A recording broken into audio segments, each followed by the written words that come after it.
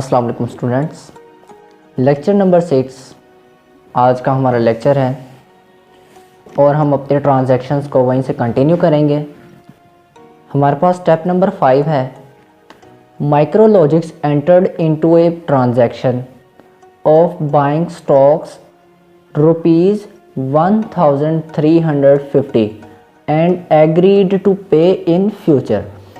अब हमारे पास मज़ीद फाइनेंशियल इंफॉर्मेशन आई कि माइक्रोलॉजिक्स ने एक ट्रांजैक्शन परफॉर्म किया है। ट्रांजैक्शन क्या की है कि उसने स्टॉक्स ख़रीदे हैं कितने के, 1350 के, और उसने पार्टी से एग्रीमेंट किया है कि वो आपको ये पैसे फ्यूचर में दे देंगे। अब यहाँ पर स्टॉक्स जो हैं ये बिज़नेस की एक मलकियत है, इसीलिए हम इसको क्या करेंगे, एसेट्स में क्लासिफाई करेंगे, ठीक है। जबकि जो हमने एग्रीमेंट किया है फ्यूचर में पे करने का, वो एग्रीमेंट क्या है, लायबिलिटी, ठीक है।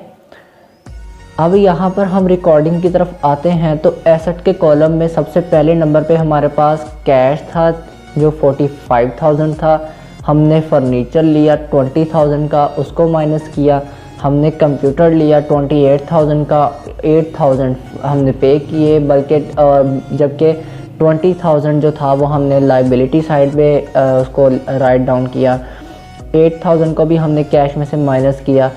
मज़ीद हमने जो स्टॉक ख़रीदे हैं, जो 1350 के स्टॉक थे, उनको भी हम माइनस करेंगे कैश में से, लिखेंगे एसेट के अंदर और कैश में से उसको क्या करने देंगे, माइनस कर देंगे। अब आपके माइंड में ये सवाल आएगा कि अभी हम माइनस क्यों कर रहे हैं, क्योंकि हमने तो फ्यूचर में पे करना है, अभी तो हमने पे किया ही नहीं है। तो जनाब पे आप अभी करें या फ्यूचर में करें, निकालने तो पैसे आपने कैश के अंदर से ही है ना, जो बिज़नेस के पास मौजूद है। तो उसी कैश में से आप चाहे अभी निकालें चाहे फ्यूचर में निकालें। ट्रीटमेंट अगर आप अभी करें, ट्रांजैक्शन अभी हुई है तो रिकॉर्डिंग भी अभी करेंगे। तो इसीलिए यहाँ पर स्टॉक्स हम क्या करेंगे, राइट डाउन करेंगे। और जबकि ये जैसे मैंने आपको बताया कि अभी हमने इसको पे करना है, लायबिलिटी है ये, तो हम इसको लायबिलिटी वाले कॉलम में भी लिखेंगे। और किस नाम से लिखेंगे, अकाउंट्स पेएबल के नाम से, आपके जो हैं क्रेडिटर या उसके नाम से भी लिख सकते हैं, ठीक है। जबकि आपकी जो ऑनर्स की इक्विटी है, ठीक है, ऑनर की जो इक्विटी है वो वैसी की वैसी है, 45,000 की 45,000, क्योंकि अभी ना हमें प्रॉफिट मिला, ना हमें लॉस हुआ, ना हमने ड्राइंग की और ना हमने वो जो कैपिटल है वो वो तो इसमें मेंशन है ना 45,000, बाकी 3 चीज़ें नहीं हैं। तो ये तो थी यहाँ तक स्टॉक तक की बात।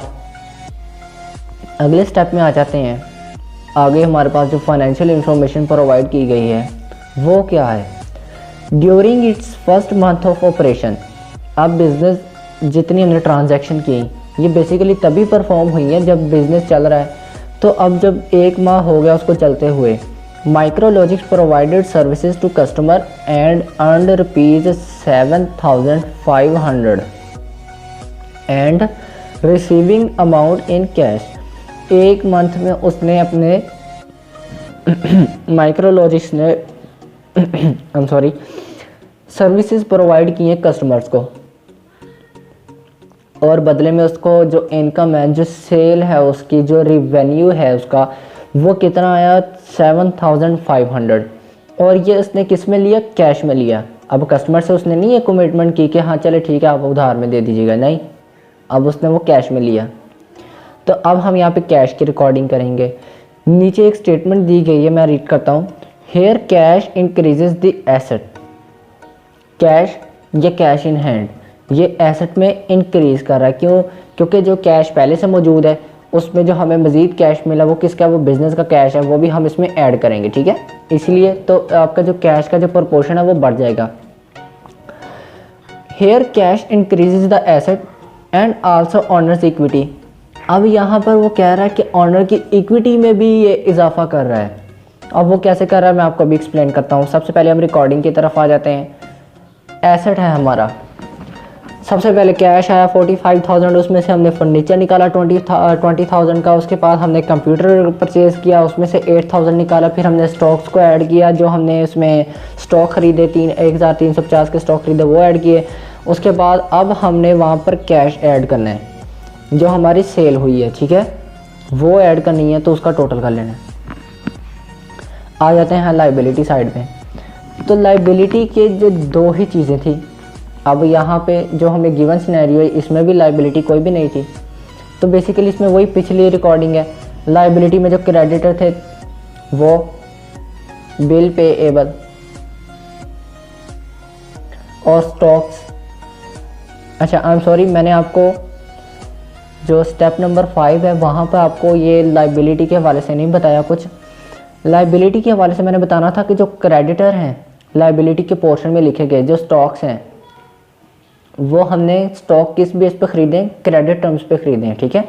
हमने स्टॉक्स वाले से एग्रीमेंट किया हुआ है, अगर आप देखें स्टेटमेंट कि हम आपको फ्यूचर में पे करेंगे, ठीक है, तो वो हमारी लाइबिलिटी है, क्रेडिटर है वो, ठीक है। तो वो आपका लाइबिलिटी सेक्शन में है, तो वही हमारा यहाँ तक अभी चलता आ रहा है स्टॉक्स का, ठीक है। अब ये तो थी लाइबिलिटी की बात। ऑनर्स इक्विटी की तरफ आ जाते हैं। ऑनर्स इक्विटी में अब इससे पहले तक जो स्टेप थे, जो ट्रांजैक्शन थी, उस वक्त तक उसकी जो इक्विटी थी वो सिर्फ और सिर्फ कैपिटल थी 45,000। अब उन्होंने कहा कि जो हमें कैश मिला है, जो हमारी सेल्स हुई हैं, वो भी ऑनर्स इक्विटी में जा रही हैं। वो क्यों जा रही हैं? बिकॉज वो सेल ही तो हमें प्रॉफिट दे रही है, ठीक है ना। देखें, वो जो सेल्स हमें हुई, सेल हमारी हुई है, उसमें से हम एक्सपेंसेस को माइनस कर देंगे। माइनस करेंगे तो जो बचेगा वो प्रॉफिट है। वो किसका है? प्रॉफिट किसका है? ऑनर्स का।